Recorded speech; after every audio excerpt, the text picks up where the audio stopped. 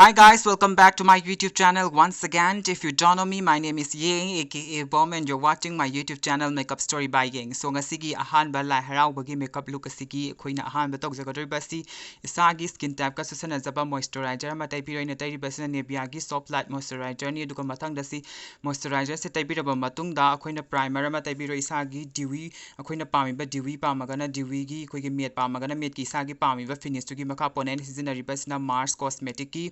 illuminating take a glow illuminating primer ni duka mathang daina inside cosmetic ki cream concealer sidagi peach oiba color peach tone peach color jina gi mouth area da laiba discoloration aduka akhoi midpan makha da laiba dark circle sing CSS gi cream sina loinamak akoina loinamak tairaba matung da akoina men ga doine ba akoina dark circle laiba hyperpigmentation laiba any dark spot mayam se peach da lak peach ki color da lak ba form sina su men pe aduka akhoi orange machu gi color da lak pasina su men pe any mak chap manai bu ko magi function di chap manai bu ko aduduna ni sigi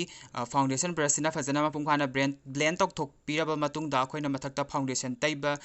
gi mahutta akoina mathakta foundation tai selu taragadi khoigi sigi peach color gi yanjana ka foundation do machu atopa ma on gi ba yai aduduna akoina machu atopa ma on dana na bagi damakta akoina fazana blend tok tok piraga sigi mathakta akoina loose powder ama lobiraga akoigi loose powder translucent yamna paba translucent powder yamna sheer oiba ama lobiraga akoina sigi mathakta yamna pana set toksan bidoine ba horen foundation tai ko matamda color corrector gi color siga cream siga akhoi foundation siga yanjana dana bagi damakta layer ama leina bagi damakta smaina akoigi foundation brush na powder se yamna pana lowraga smaina yamna pana set tawgibasina akhoi horen foundation tai ko matamda even oina lairani foundation ado mangal leina mayek seina unana bagi damakta ne ba akoina smaina tawkraba matungda smaina sigi set habadi powder sina akoigi color corrector se set smaina fazana tawkraba matungda akoina ngahaktang matam khara kanghalaga thamaga horen sizina akoigi foundation taidringai gi mamangda haiba tare matam khara smaina thamaga akoina pisum gumba yekpa hobiba yare aina tawjariba sina Swiss Beauty gi brow styling gel se spoolie mana lauraka smaina pisum thaba singa se mathanda phajalaga thamgina ba pisum yekpada nungaina na ba madi yengbada masana na bagi damakta smaina set tawkraga pisum yekpa je hogdoine bena yekjariba sina Mama Earth gi brow machu gi kajal done bisi gel gi form da gel gi form ga chapmana habide koina pisum yekpada sijina ba pomade to gel gi form da laidana aduga chapmana bagi ina sigi kajal sina igi pisum se thik oibasida sigi brown machu gi kajal sina yekpa yamna nungai ba yamna smooth oiba blend tawbada nungai bagi ina sisina sum yekpane smaina aina shape se magi machin ju yamna pointed oiba yamna tumbanina smaina pisum gi shape se fazana smaina sengro matungda spoolie ma paraga spoolie ma duna fazana blend tok thok pi matamda igi sigi pisum se sum yamna fazana habidi pomade na natraga khoi gi eyebrow pencil na yek traga su yamna masana na yengbada yamna nungai bako aduduna maram orkanda igi pisum se thabagi sigi Mama Earth ki brown kajal sina igi pisum se smaina yek chabane ba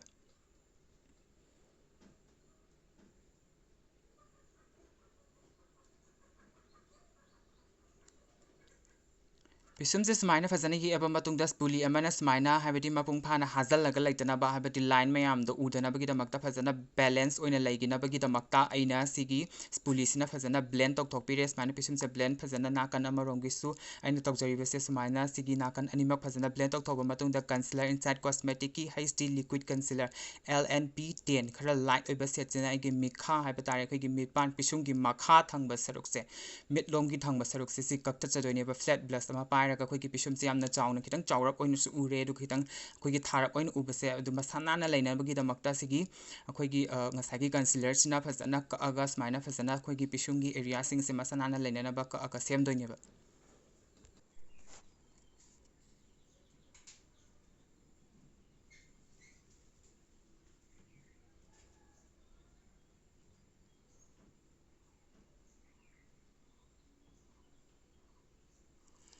अखोइने समाइना मपुंग फान अखोइगी पिसुम से समाइना concealer Cina अखोइना फजना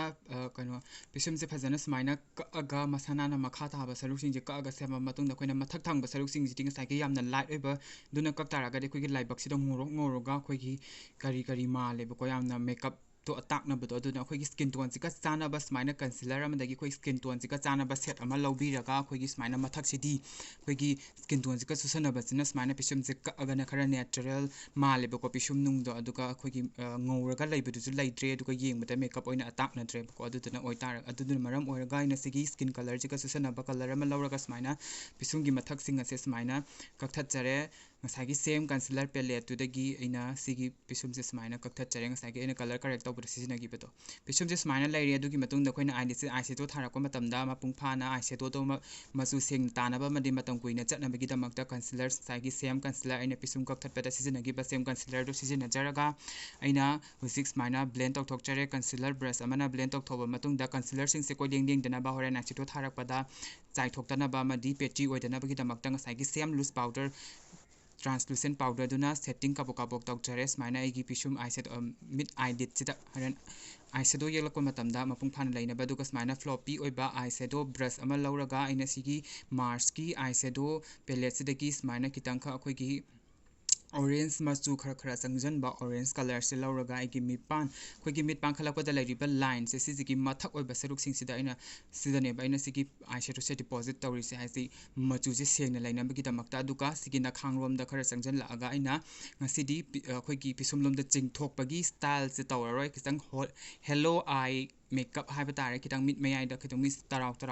lauraga round oina kolaga laiba gi ma ong du manana bagi damakta duka in husina jarba asina bullet brush kawe sigi bullet brush dagi sigi brown machu kitang madi oiba brown machu se lauraga orange kitang changjan besina sigi khoigi eyelid sigi makha oiba sarukta mana line ama create to kodori bane ba ngasagi sigi bullet brush tina masin tum thokpa masin katang tumlak lakpa se aroiba da sigi brush te sisina sigi agi mifam taribe area sing sida mana mifam anouba ma semba haiba tare khoigi aina leijariba mifam se thugairaga anouba round oiba mifam ama smani yung khatlaga laiba mifam sigi tongkhanba round oiba haiba tare sije smaina sigi kitang deep oiba sina smaina round ohelaga mid se smaina lehelani yung khatandaba haiba tare round ohenba duka sigi flat brush pick up toba flat brush se paraga sigi burgundy natruka reddish brown se paraga ina inner corner sing se outer v amadi inner v ani sida smaina dark toxin handoni ba maya yo handabi da matai je khatang kak smaina mamjan hanba haiba tare habedi khoi round oiba shape to shadow piraga round oina hello oina mayai do horaga leibagi maong jinga sagi dimension je smaina lakna bagi damakta inner corner da su smaina dark toxin lani sagi same reddish brown eyeshadow duna duka smaina laire du sigi mathang da Swiss beauty ki sigi liquid kaino eyeshadow haiba tare glitter haiba tare liquid glitter sisina aina smaina khunam da khara lok thok chare golden set oi kai wei smaina tawbase sise aduga mipan ngasagi color sangba da yoksan daba masagi hanghal laga laibe area du da sigi eyeshadow sina khut na tawraga smaina glitter smaina taisan jare smaina tairaba matung da aina khutna kitang ko blend tok thoga kitang pak tho ale yengbada phajana bagi damakta habedi mayek sena laina ba duga mathak areas da line do phajana sengna mayek sena create tawna ba aina amuk mathak takar hapchalaga kitang pakpa flat brush ama lauraga smaina blend tok thoye duga shape to phajana laina na ba aina smaina chai thoga sem jare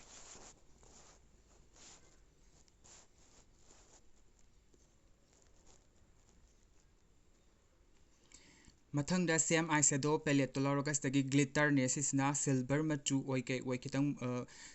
machu ani long bha tare ne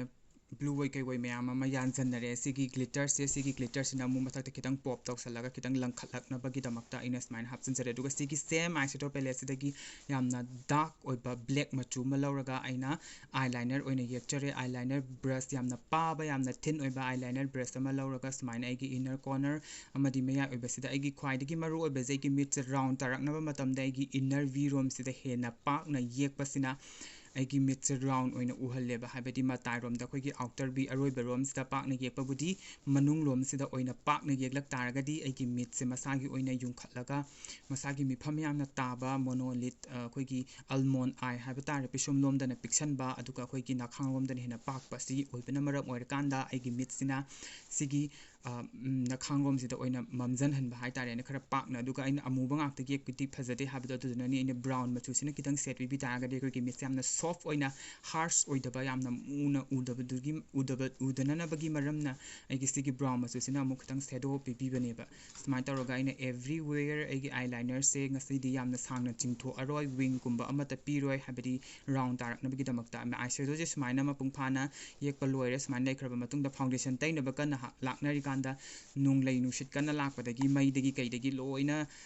ꯀꯩꯅꯣ ꯂꯣꯏꯅꯃꯛ ꯆꯠꯈ꯭ꯔꯦ ꯑꯗꯨꯗꯒꯤ ꯑꯩꯅ ꯊꯣꯡꯅꯥꯎ ꯍꯥꯡꯇꯣꯛꯑꯒ ꯁꯨꯃꯥꯏꯅ ꯀ꯭ꯋꯥꯂꯤꯇꯤꯁꯨ ꯈꯤꯇꯪ ꯍꯟꯊꯔꯦ ꯑꯗꯨꯕꯨ ꯑꯩꯅ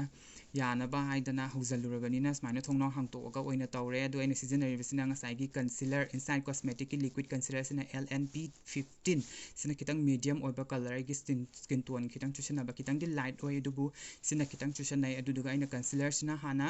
hore hadi ngasai gi powder na pack tawraga thamgrabane akhoi gi mai je loose powder na aduna yamna thuna blend to howda taragadi yamna thuna kangjalakani yamna thuna pechi oisalakani habadi si thick oiba liquid concealer matte concealer nina sisina kuina thamba yaroi aduduna maram orakanda aina mit hana hawrisi mit hana hek taibaga blend hana sat tawrisi sumaina tahogadabane ba koina karikomba powder duna set tawkiba oi taragadi hanba matamda aina asigi concealer sina hapningi ba igi ngasagi color correct tawgiba areas jing aigi discoloration laiba aina hena coverage pinning ibe areas sing aduda sigi concealer sina loinamak taibiraga aina mapung phana sumaina brush foundation brush tuna mapung phana blend tok thokcharani foundation brush tuna sigi concealer mayam ase phajana mapung phana blend tarba matungda aina inside cosmetic ki HD foundation habitare ki skin tone ka chana ba MN30 ne bako igi foundation set se inside cosmetic ki sigi HD foundation china igi mai da amuk horen sigi aina concealer type yok hogda ba areas ding aduga aina kitang mamjin haning ba areas sing aduda aina sumaina loina mak blend tok thoani sigi inside cosmetic ki HD foundation liquid foundation set na MN30